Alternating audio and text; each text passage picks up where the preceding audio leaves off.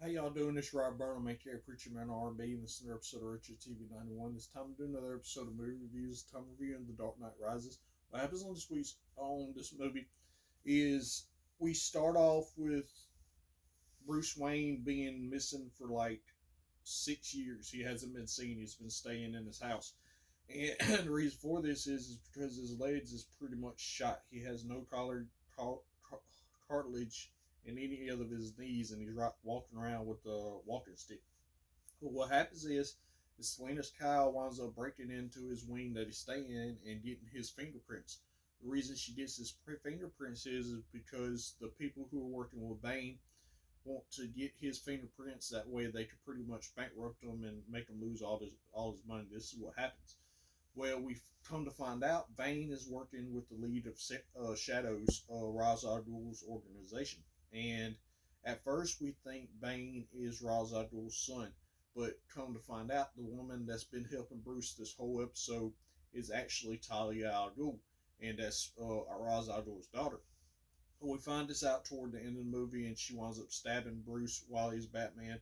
And then the final fight with Ra's al Ghul happens, and Catwoman comes in and shoots him with the bat bite missile, and either he's dead or knocked out.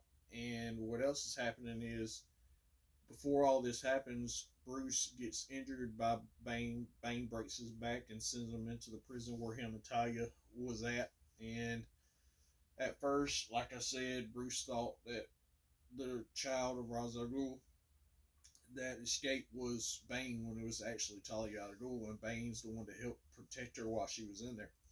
And what happens is that Bruce works on getting his body back right, and he finally escapes from there and leaves a rope down for the prisoners that are still up in there. And then he goes back to Gotham. They're trying to get the bomb that Talia al Ghul has done made out of this reactor that Bruce had made, and they're not able to stop it. So Bruce has to fly it over the bay, and it explodes. Well, it looks like Bruce died during this. And what happens is toward the end of the movie, Bruce gives his house to the state, and it's pretty much going to be an orphanage for at-risk youth now.